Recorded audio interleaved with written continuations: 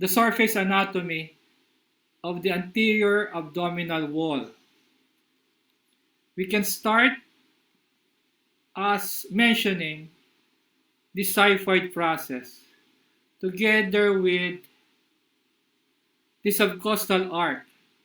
These are actually the structures being used by the layman separating the thorax from the abdomen. Next, we have what we call an umbilicus, as well as a depression that connects the xiphoid and the umbilicus. Okay, and we now call that as the linea alba.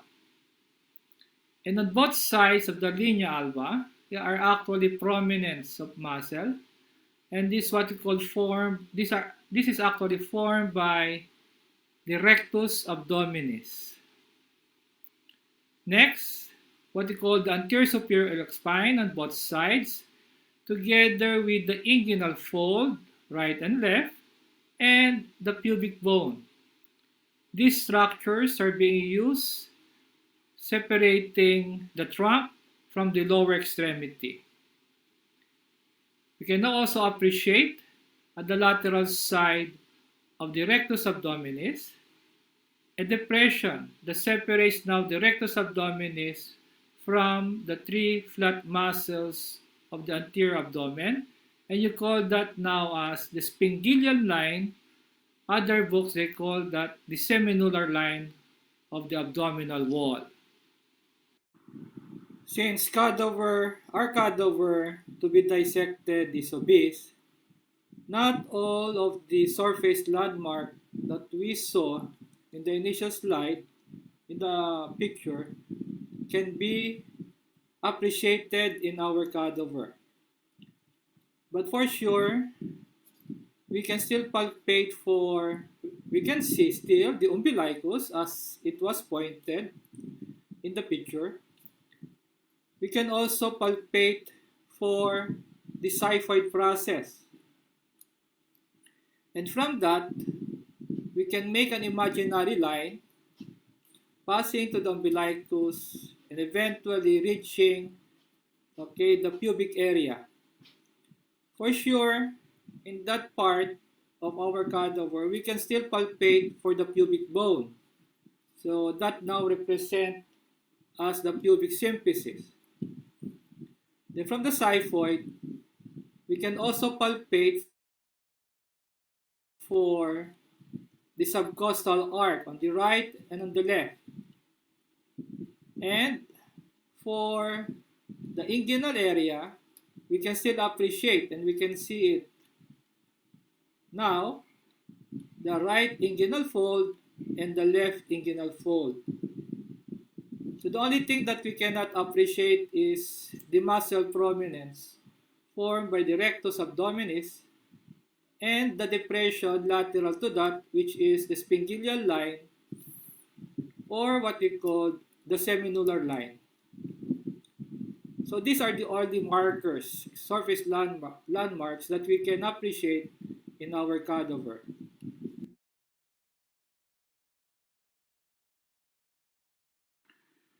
We can now divide the anterior abdominal wall to form quadrants by making one vertical line and one horizontal line, both lines passing through the umbilicus. With this, we can now create the right upper quadrant, the left upper quadrant, the right lower quadrant, and the left lower quadrant of the anterior abdominal wall. We can also divide the anterior abdominal wall into 9 regions. For this, we have to make 2 vertical lines. Each vertical line should be passing through the mid-clavicular line superiorly. Eventually, this line will also be passing to the mid-inguinal line. Then, we have to perform 2 horizontal planes. Superiorly, we have to make such thing as transpyloric plane that passes through the 8th to the 9th rib, and the inferior plane should be passing through what we call intertubercular plane. That is actually 2 cm posterior to the anterior superior iliac spine. With this, we now create 9 regions. For the upper 3 regions, in the middle, we have the epigastric region, and on its side, right and left, hypochondriac regions. The middle, we have the umbilical region. On its side, we have the right and the left lumbar regions. And the lower regions are the middle, the hypogastric region, and the right and the left iliac region. It will be better to divide the anterior abdominal wall into regions than into quadrants, because in each region there will be lesser organs that are contained. Hence, if that particular part of the anterior abdominal wall is the most tender, okay, when you did an abdominal examination, then you will be only thinking lesser organs that could have been inflamed, causing that particular sign in the anterior abdominal wall. Hence, you'll be having lesser differential diagnosis. Now in this slide, it shows the different lesions of the organ in each region in concern. Hence, you will be thinking for a fewer differential diagnosis in regions than in quadrants. So this will be our line of dissection. We start by make a skin incision at the xiphoid process. From there, we make a vertical midline incision along the linea alba, but we have to avoid injuring the umbilicus. After bypassing the umbilicus, again we follow the mid-vertical line incision up to the symphysis pubis. From there, we continue our dissection laterally, following the inguinal fold until we reach the mid-axillary line on the left side of the abdominal wall. After that, we go back to the xiphoid process and make an oblique incision of the skin, following the subcostal arc. Also, extend the lateral excision until we meet the mid-axillary line.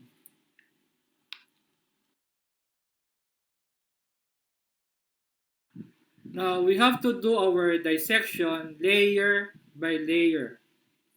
Let us first start dissecting and removing the skin in order to expose the superficial fascia, which is actually made up of Camper's and Schapper's fascia. This is the way how you should do, okay, in separating the skin from the superficial fascia. In this phase of dissection, the entire skin was separated from the superficial fascia. So we can really have a note of the thickness of the Camper's fascia in this particular layer of the abdominal wall in our cadaver.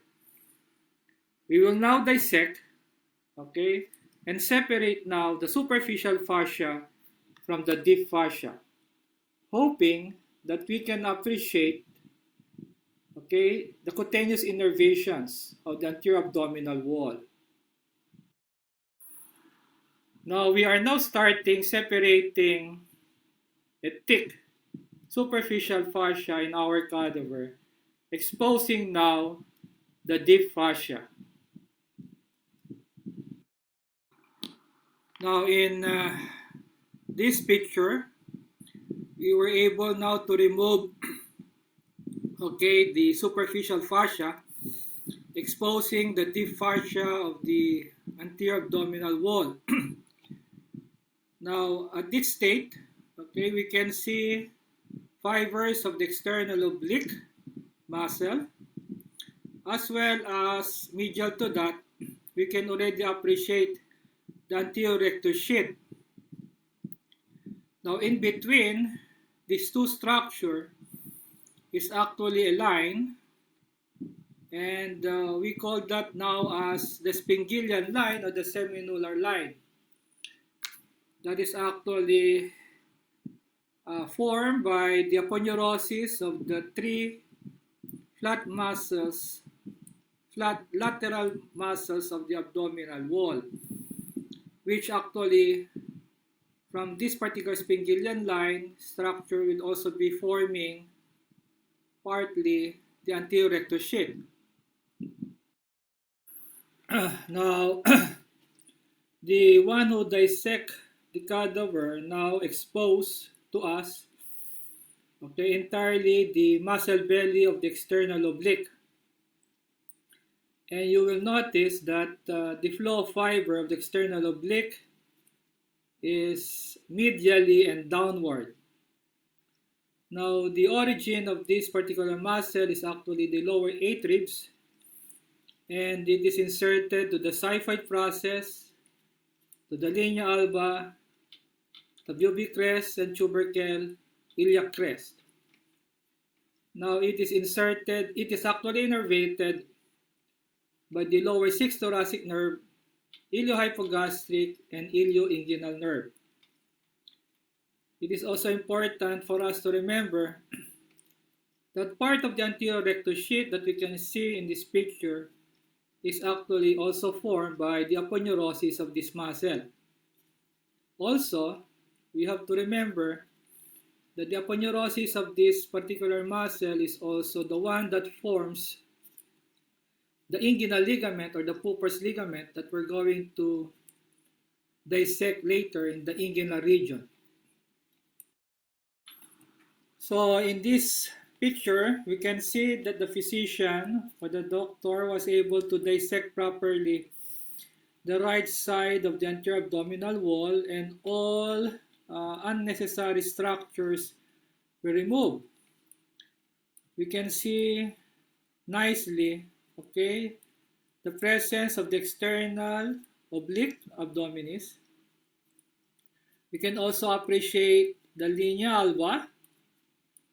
And here we can already identify properly, okay, the Spingellian line or the linea semilunaris, together with an extension of the aponeurosis of the external oblique, which is actually the inguinal ligament. Also, we can still appreciate in this particular picture the anterior rectus sheath. Now, in this picture, we can see that the left anterior abdominal wall was also dissected properly the way the right side was dissected. Okay, so we can really appreciate, okay, here, the right and the left external oblique muscle together with the anterior rectus sheath. But in this picture, we could appreciate much better the linea alba, as well as the linea semilunaris, also called as the Spingellian line, on both sides.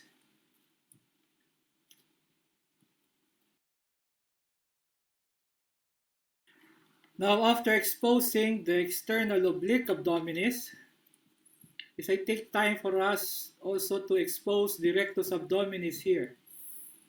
Hence, the one who's dissecting is now cutting, okay, the anterior rectus sheath, exposing the rectus abdominis that is being shielded, okay, by this particular fascia.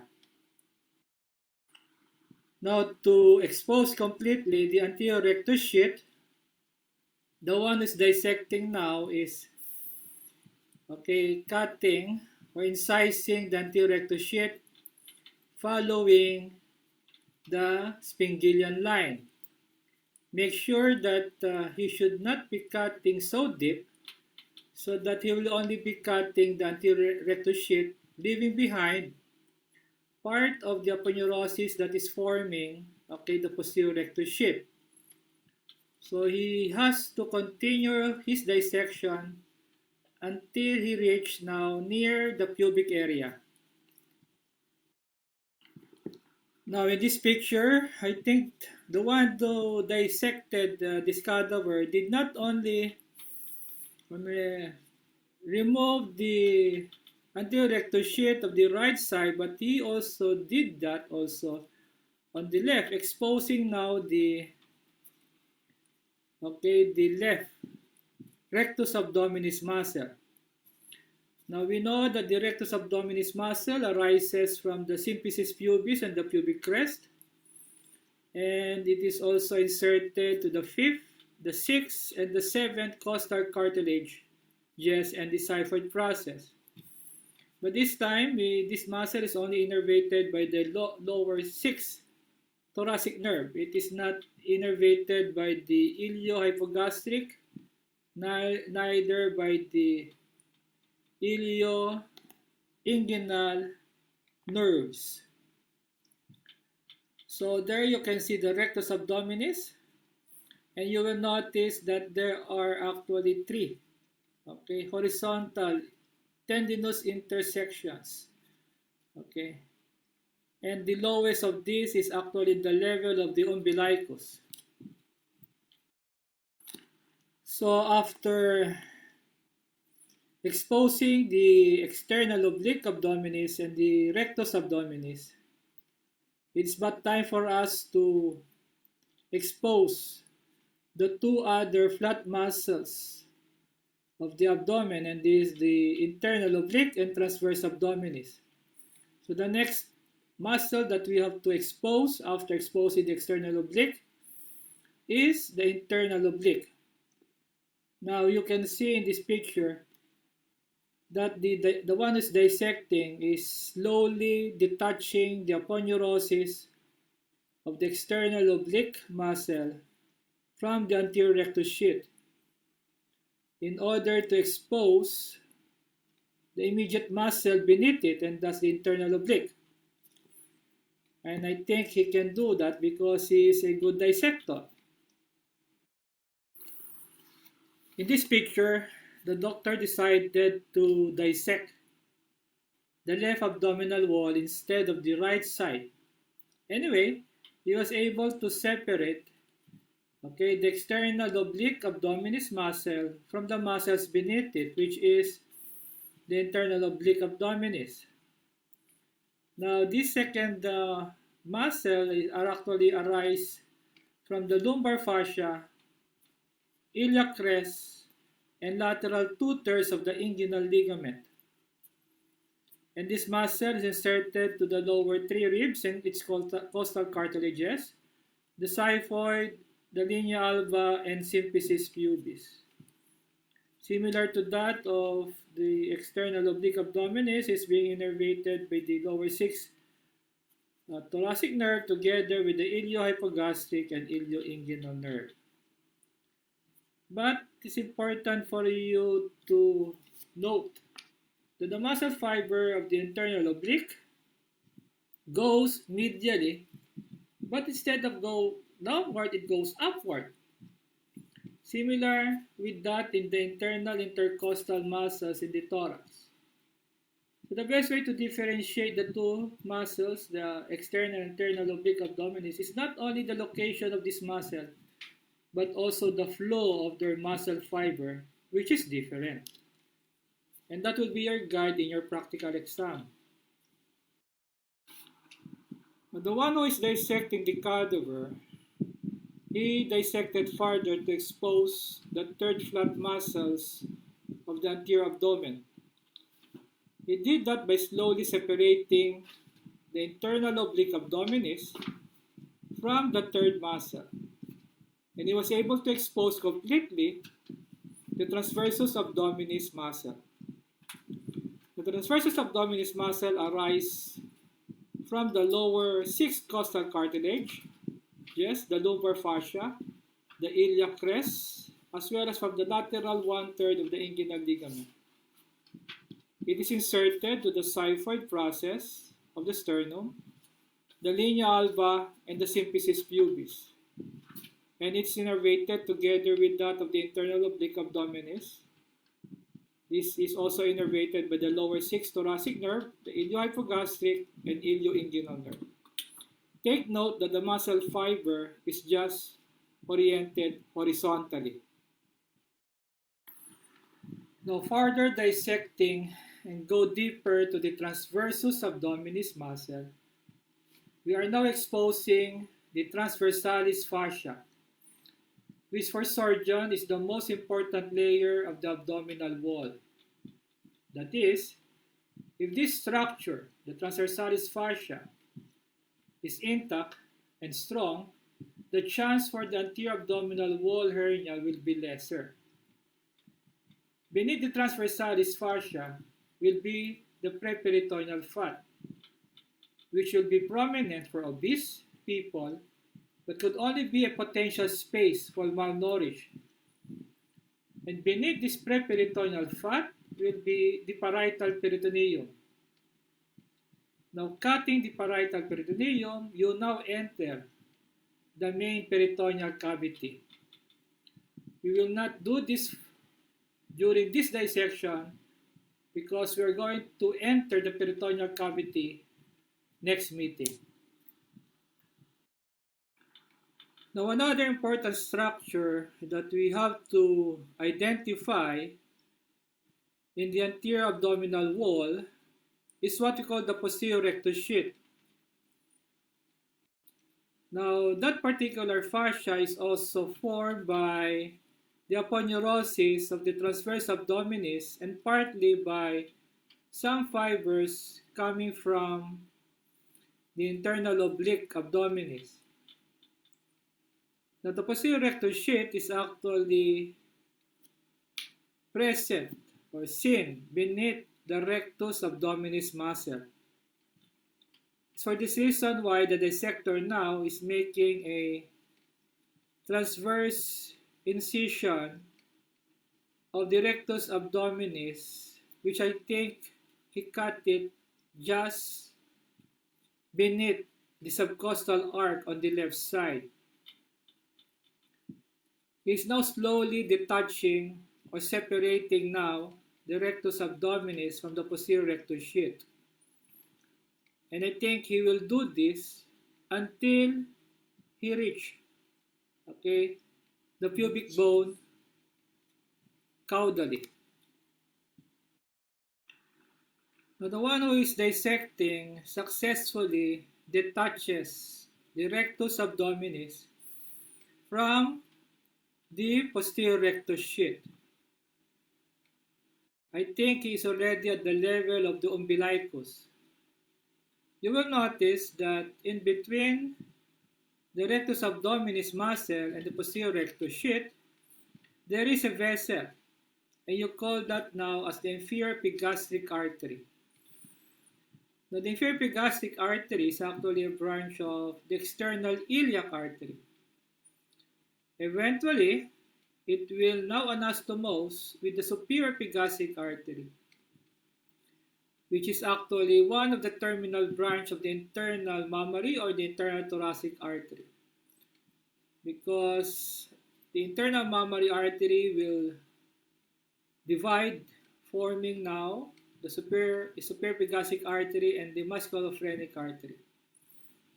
Now, similar, the superior epigastric artery will now be present in between the rectus abdominis and the posterior rectus sheath in order to anastomose with the inferior epigastric street, as you can see in this particular slide.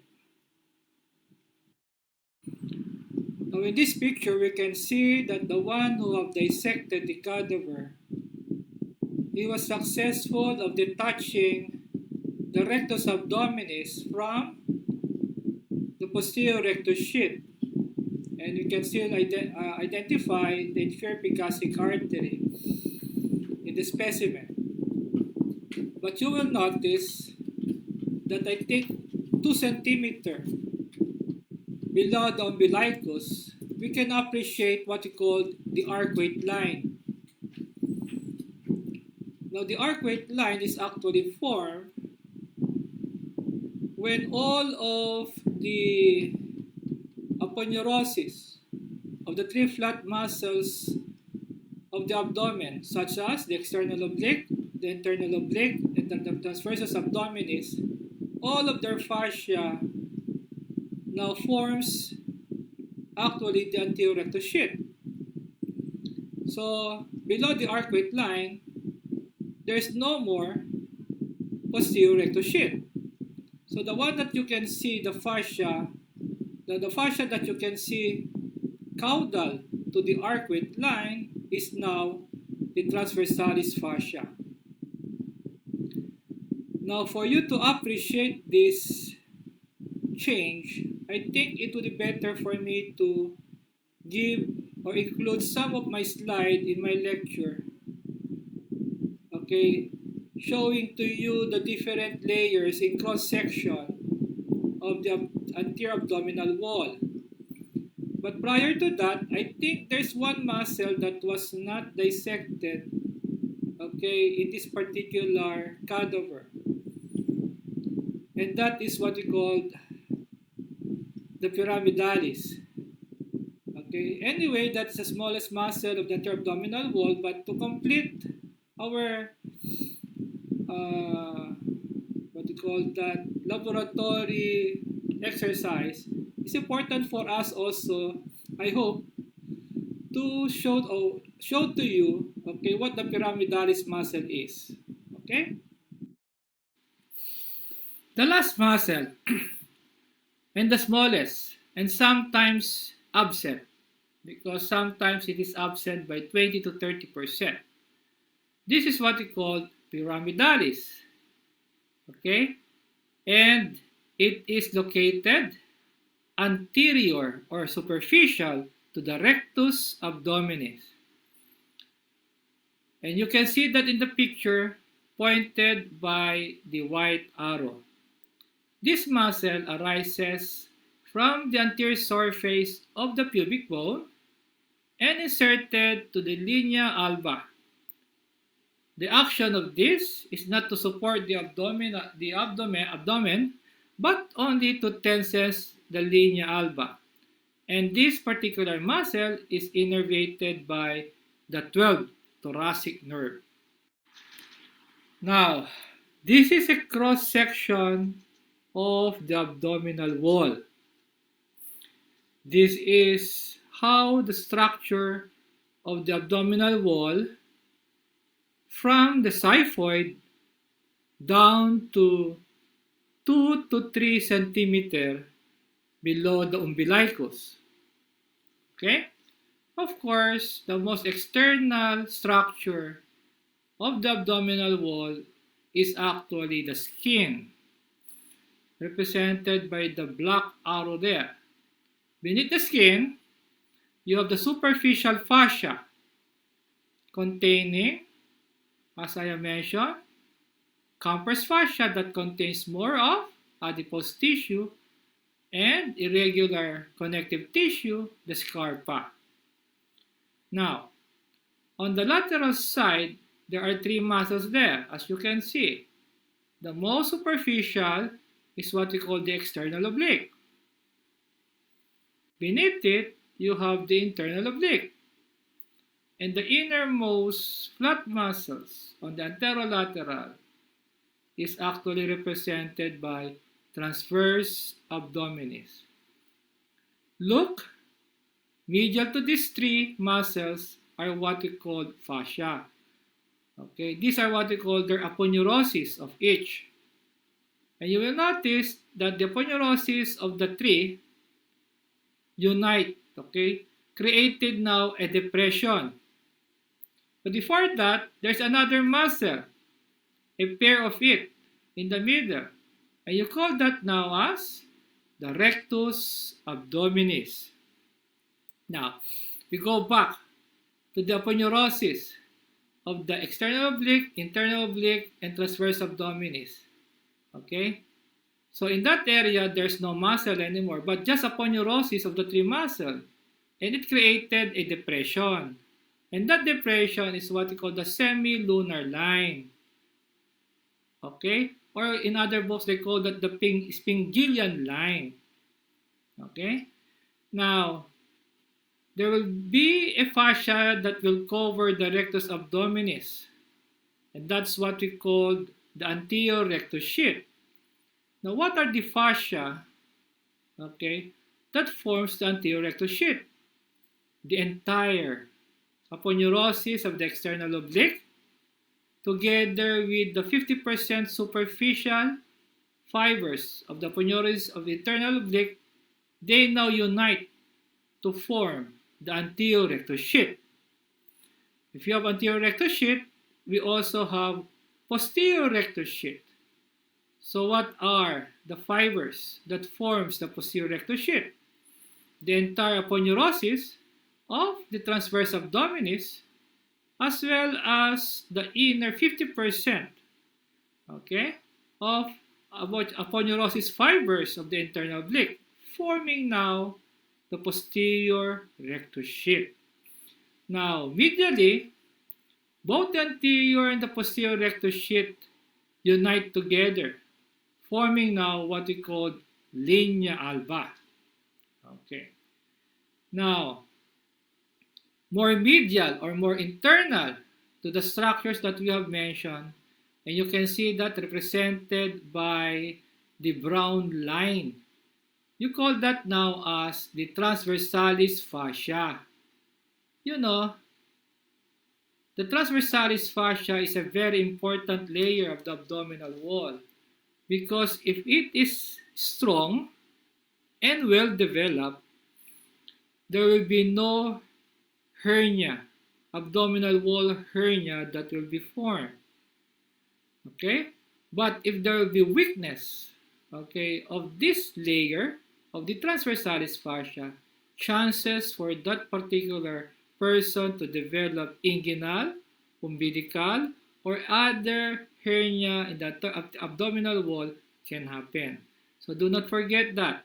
Okay? That the most important layer that can prevent, the most important layer of the abdominal wall that we can prevent hernia formation is a normal transversalis fascia. Now, beneath the transversalis fascia or internal to the transversalis fascia is actually adipose tissue. And you call that the preperitoneal fat. But the preperitoneal fat becomes a space, especially in persons who are malnourished. But for overweight or obese person, this periperitoneal layer contains thick fat or thick adipose tissue.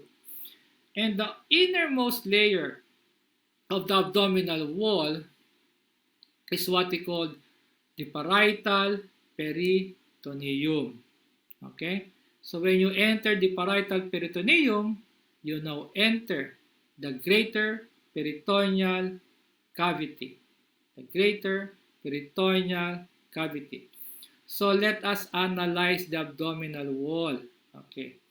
If a surgeon makes a midline incision in cases of emergency exploratory laparotomy, surgeon would rather cut the skin and cut the abdominal wall at the midline.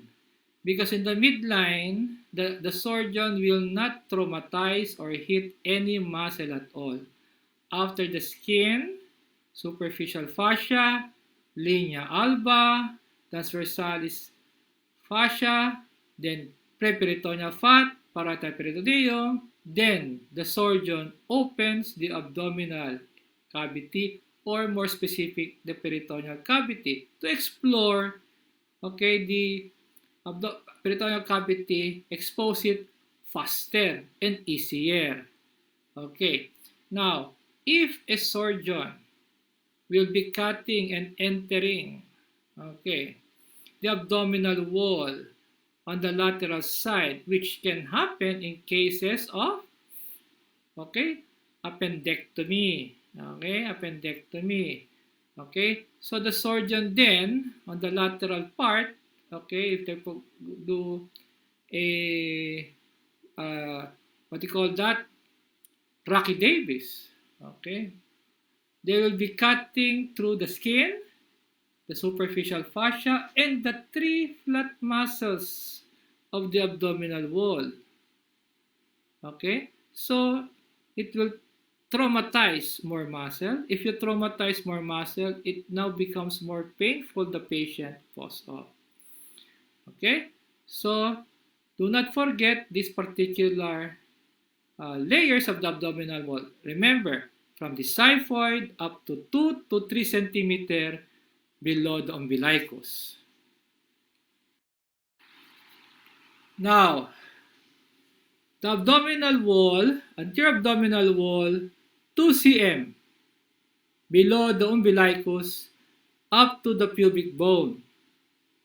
You will notice that all of the aponeurosis of the three flat muscles, okay, all form the anterior rectus sheath.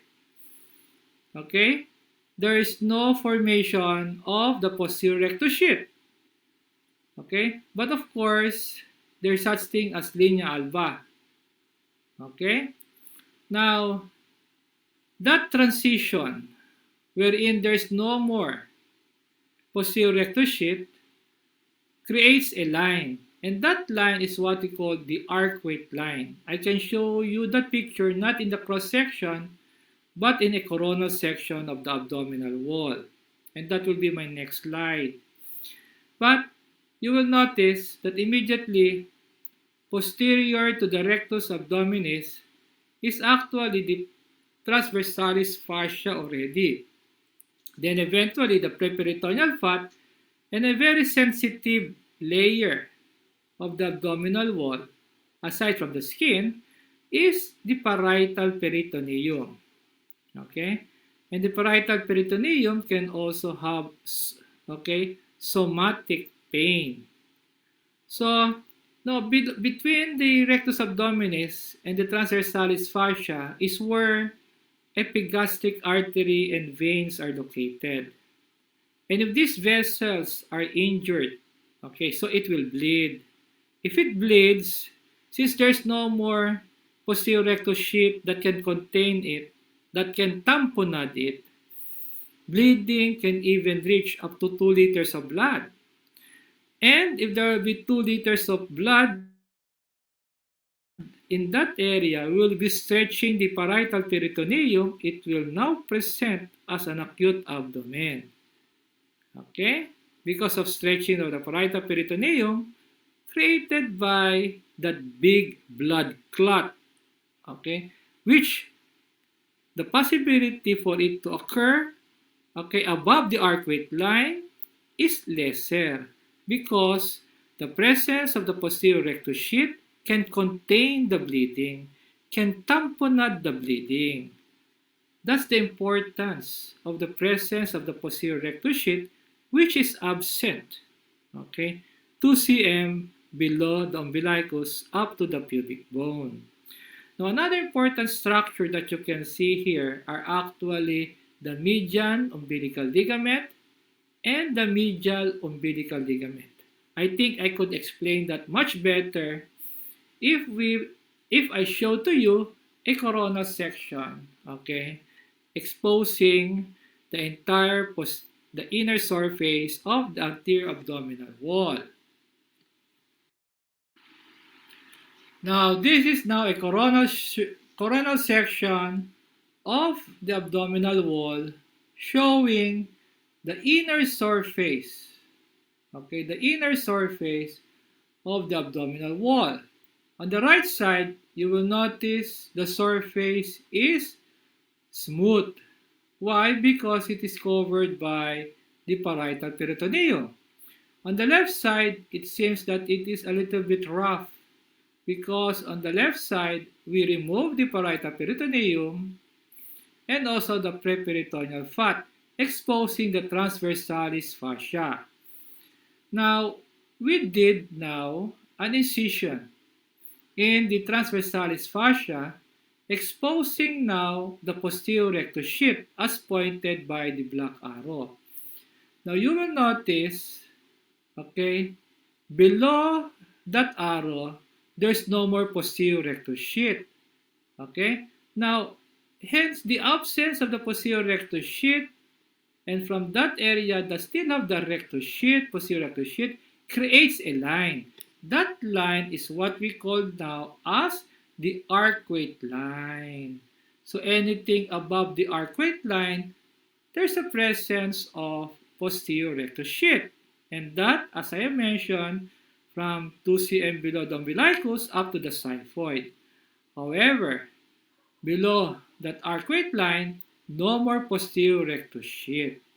Okay? Now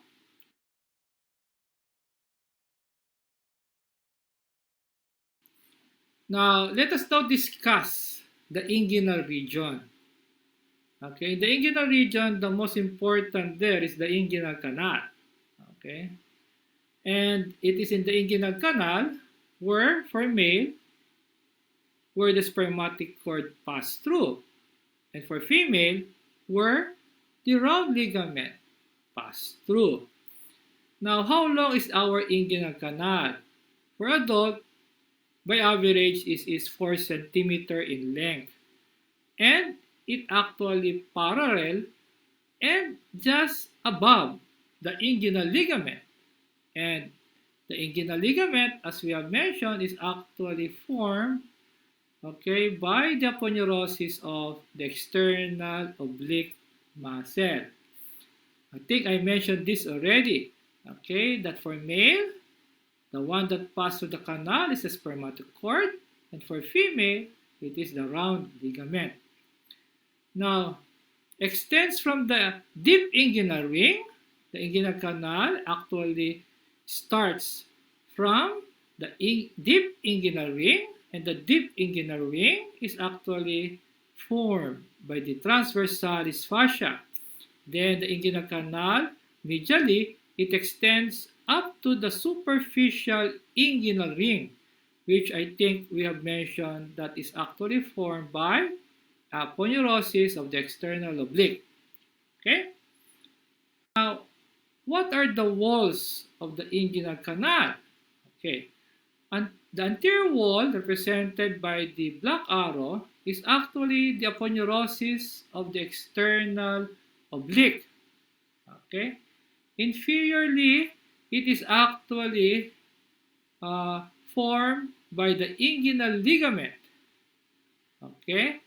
And posteriorly, represented by the yellow arrow, is actually formed by the transversalis fascia, reinforced by the conjoint tendon in the medial third of the canal.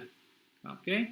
And superiorly po, represented by the light blue arrow, okay, is actually formed by the arching fibers of both the internal oblique and the transversus abdominis. Now, in this slide, we can see now the inguinal region. Okay, for us to see the inguinal canal, we have to pull, okay, the spermatic cord represented by the yellow arrow downward and outward in order for us to see the inguinal canal. First, as I have mentioned earlier, that the inguinal canal start at the lateral part as, okay, the internal inguinal ring represented by the black arrow. So from that internal inguinal ring formed by the opening of the transversalis fascia, we now have what we call the inguinal canal, represented by the blue tube. Eventually, on the medial part of that blue tube is another opening, and thus the opening is actually the external inguinal ring, okay, represented by the white arrow. And from there, okay, the spermatic cord exits from the inguinal canal in order to reach the root, okay, of the scrotum and eventually reach the epididymis. Okay, epididymis which is located in the scrotum. This is now the Hasselbalch triangle. Okay? Laterally, it is actually bounded by the inferior epigastric vessel. Medially, it is represented by the lateral border of rectus abdominis, also what we call the Spingellian line or the linea semilunaris. Okay? Inferiorly, it is actually formed by the inguinal ligament or the Pupper's ligament. Now, if you will ask me, is this a true triangle? In my opinion, it is not a true triangle. Why? Because all those borders, to be a triangle, it should be on the same plane. Actually, they are located in different planes. But when you look at it on one surface, it seems that it is a triangle.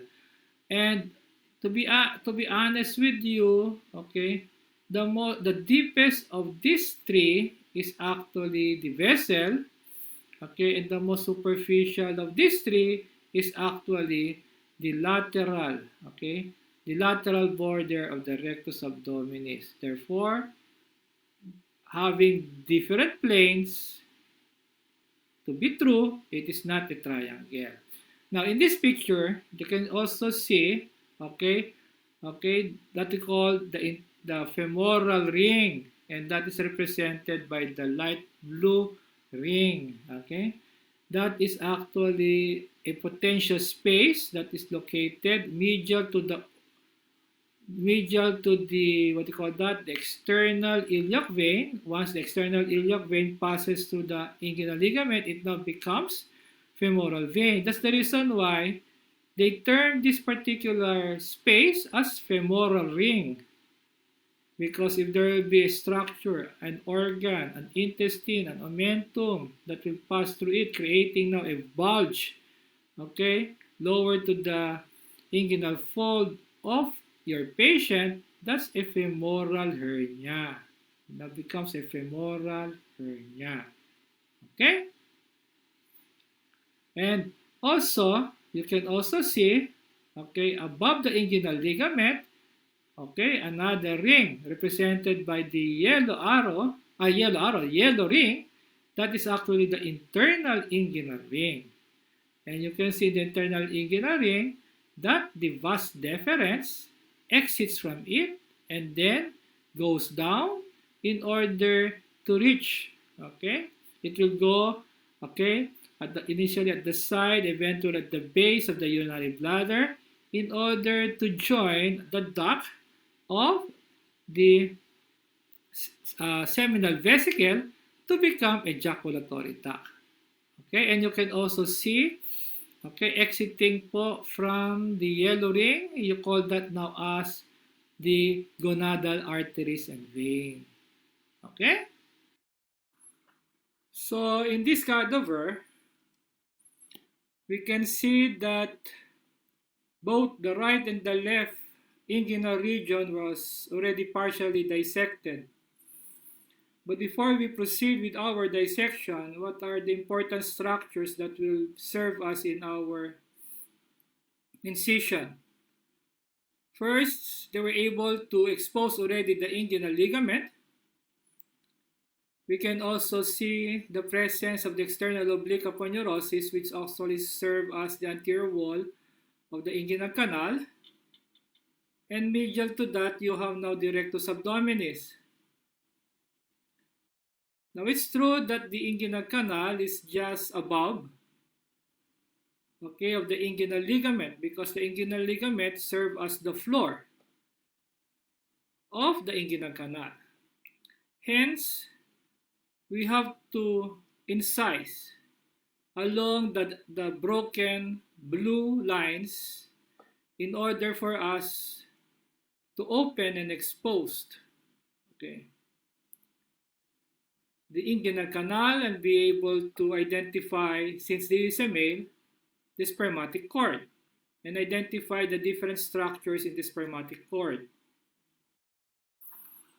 So, In this picture now, the dissector now continue his dissection of the inguinal area as well as that of the perineum, wherein he now dissected further and removed the skin and the subcutaneous tissue from the pubic bone, reaching up to the base of the penis and even open and expose the testis as well as the spermatic cord, okay, in the right scrotum. Hence, we were able to appreciate, okay, the spermatic cord as it exits from the superficial inguinal ring of the inguinal canal. We can also appreciate in this picture, okay, the presence of the femoral vein where the great saphenous vein drains into. And we know that the femoral vein will be entering the pelvic cavity, becoming now as the external iliac vein once the femoral vein passes beneath the inguinal ligament. So further dissection should be done in order for us, okay, to see the different important structures of the spermatic cord, and I hope we could also be able to identify the inguinal canal, and much better for us also to see the internal inguinal ring. Now, cutting through the spermatic fascia, he was able to expose the ilioinguinal nerve together with the genital branch of the genitofemoral nerve. These are actually two important branches of the lumbar plexus and also serve and supply the perineum. Now, as we can see in the picture, he extends further his dissection of the external spermatic fascia distally until reaching, okay, that of the epididymis, for which he was able to expose the vas deferens as well as the cremasteric artery of the spermatic cord.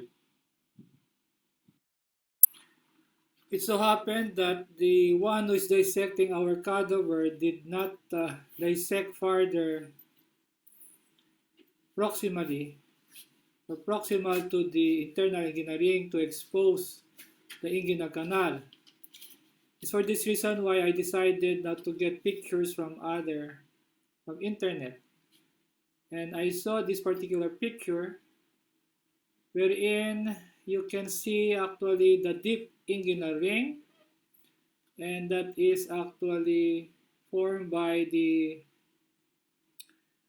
transversalis fascia. We can also see here as the spermatic cord exits from the external superficial inguinal ring, and in between these two rings you now have the inguinal canal. To understand that much better, much as well, study the next slide. Now in this, I think this will be my last slide. Okay, and we can see in this particular picture, first the internal inguinal ring, which is actually formed by the transversalis fascia as the spermatic cord exits from the pelvic cavity, entering that internal or deep inguinal ring, then eventually exits, okay, from the external or the superficial inguinal ring as pointed by the red arrow. Now in between the two rings, the deep and the superficial or internal or external inguinal ring is what we call the inguinal canal. Where for male, the one that passes through it is what we call the spermatic cord, but for female, it's just the round ligament that passes through it. I think this will be my last slide. Maraming salamat po sa inyong pakikinig.